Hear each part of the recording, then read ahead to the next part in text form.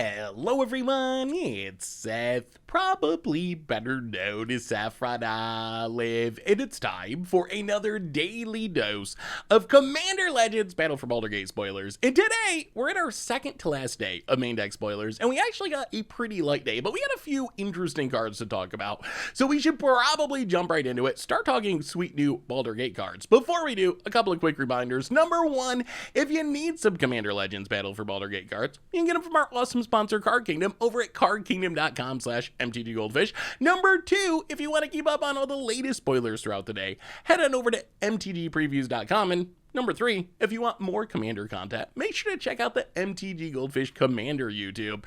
Anyway, let's talk Commander Legends Battle for Baldur's Gate. So first up today, we got Windshaping Celestial, a new 5-mana 4/4 angel with flash and flying. This says when it enters the battlefield during the declare attack step, for each attacking creature, you can reselect which player or planeswalker that creature is attacking. So this is a pretty interesting card. Its floor is essentially a fog on a 5-mana 4/4 flying flash body. You gotta get the timing right. You want to be casting this during declare attacks after attackers are declared, and then you get to essentially control what everything is attacking, which is pretty sweet. So the floor is, you take everything that's attacking you, redirect it to someone else, and you essentially get a fog, a holy day with some upside. You're dealing damage to other people because the creatures are going to be hitting them. You might even be able to use it as removal, like you can redirect a big creature towards a player that has an even bigger blocker, and then get that creature off the table, assuming the player is willing to block. Also a little similar to like Selfless Squire is a big foggy creature. Maybe the best comparison is Portal Mage, which is actually the same exact ability, but it only works for a single creature, while Windshaping Celestial works on every creature. The question is this card actually good? And I think the answer is, it's not the best at what it does, but it could be a solid budget option in the right deck. So if you just want to save yourself, you're not going to beat something like Teferi's Protection. Teferi's Protection is just the be-all and end-all of protection. You're not going to die, your stuff's not going to die, nothing is going to go wrong. You also have actual fogs and angel graces, so there's a bunch of options for this. Windshaping Celestial, it's not on the level of Teferi's Protection, but it's not a bad card. 5-mana 4/4 flying, and the fog ability, and maybe some removal, and maybe some damage hitting your opponents is still a powerful effect. So I think that this card maybe could show up in two places. One is angel decks, and there are a lot of angels in Magic. Is it possible that this could be one of the 30, 40 best that you want in your deck? I think it's possible. Whether or not it makes it for sure, we'll have to see, but Giada, Lyra, Avacyn, these cards all make Windshaper Celestial a bit better. You're getting to grow it with your Giada or your Lyra, or protect it with your Avacyn. So I think that angel decks, that's probably home number one for Windshaping Celestial.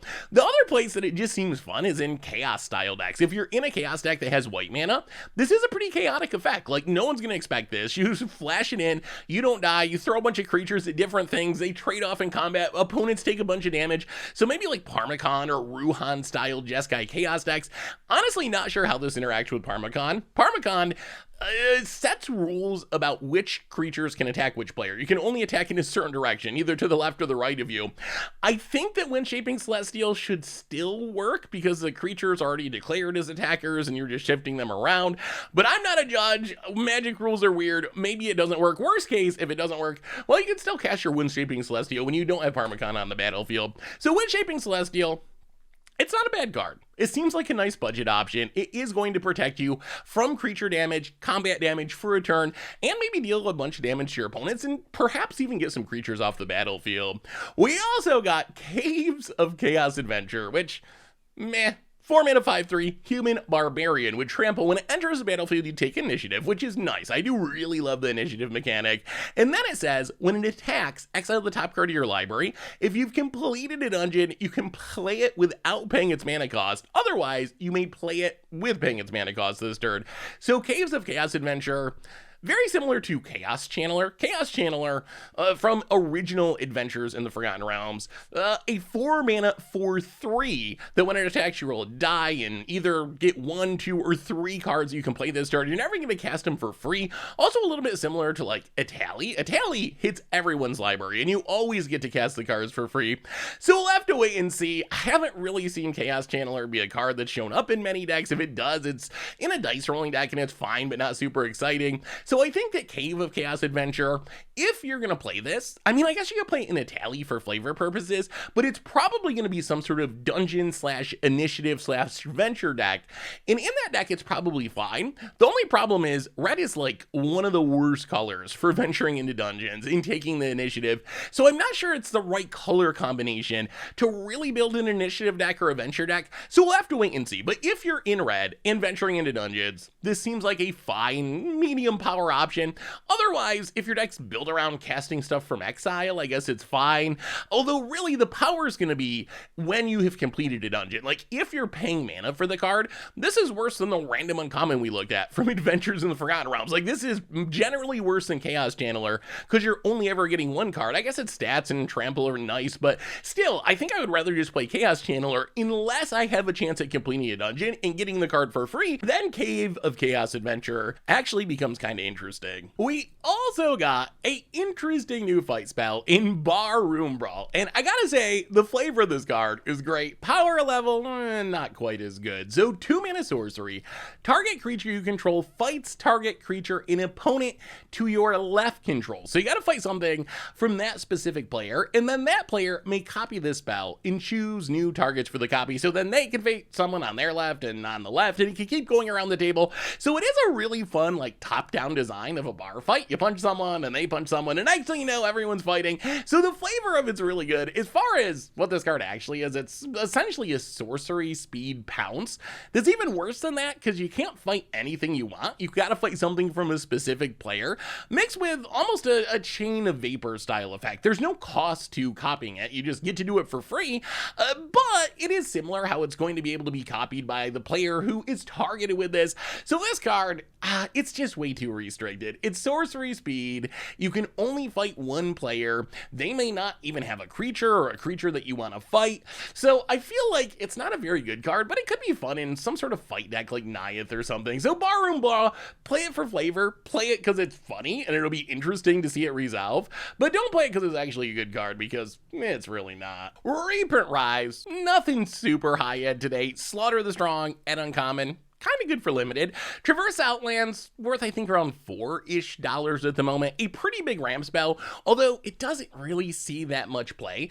5 mana, search your library for X basics, where X is the greatest power among creatures you control. Put them on the battlefield, tap, then shuffle. The problem with this card is consistency. So most decks are just going to go with their explosive vegetation or whatever over this, because you're always getting 2 lands. Traverse Outlands, if you don't have a creature, you're getting 0 lands out of it, and it does nothing. So it's a little risky, but there are some decks that really like it, especially mono green decks that specifically care about lands and have big commanders. So stuff like Multani, Grathama, Omnath sometimes, since Omnath can get so big. Those are the decks where Traverse Outlands normally shows up. So a fine reprint, I mean, $4 or $5, that's valuable enough that I'm glad it's getting reprinted, but expect this to fall down to pretty much bulk rare prices now that it's been reprinted. So if you've been waiting for a copy for your Multani deck or whatever, it's going to be a good time to pick it up. In the world of lower rarity cards, we got the rest of the gates from the set. Most of them are fine, kind of like essentially the thriving lands. Make 1 color mana, come into play tapped, you get to choose another color, so they do turn into dual lands. So that cycle, it's fine just because it's more gates. And if you're playing a 5-color gate deck and trying to win with Maze's End or whatever, you just want as many gates as possible. Plus, it's powering up Baldur's Gate. It's powering up some of the other gate synergies that we have. So even though they're random common level dual lands, their land type does make them more relevant than most. We also got Heap Gate. That's the one unique gate. Adds a colorless. You can pay 1 and tap it to add a mana of any color, or you can pay 1 and tap it and tap an untapped gate you control to create a treasure token. Honestly, I feel like that's a pretty weak gate. If you think about it, you need to pay 2 mana to make 1 mana of any color, or pay essentially 3 mana to make a single treasure token. I mean, I guess it's fine desperation fixing, and again, it has an important land type, so I think you still play this in a Maze's End deck or whatever, but really, compared to Baldur's Gate and some of the really strong gates we've seen, Heap Gate seems kind of like a filler gate. We also got Mystery Key, kind of an interesting card draw equipment. 2 mana, 1 to equip. When a equipped creature deals combat damage to a player, sacrifice it and you draw 3 cards. This reminds me of a Richard card to stick in your Birds deck or your Dowsing Dagger deck. deck, and you get into the hit and draw 3 cards, although I think there's a legit question as to whether this is better than, like, Mask of Memory. Mask of Memory, essentially the same casting and equip cost, and it's colorless, so you can play it in non-blue decks, and when the equipped creature deals combat damage, you draw 2 and discard 1. I kind of think I would rather just have the repeatability of Mask of Memory. Mask of Memory, it's a legit card. I think if anything, it's underrated. It's such a good card in the decks that can support it, have cheap creatures, have equipment synergies. So Mystery Key, I don't know, maybe it can be a backup Mask of Memory, but I think that I would still probably prefer Mask in most decks. We also got a new Kobold in Taunting Kobold. 1 mana, 0/1 with haste. When it attacks, you goad target creature an opponent controls. Until your next turn, it can't attack you, but it has to attack something. So one of your opponents.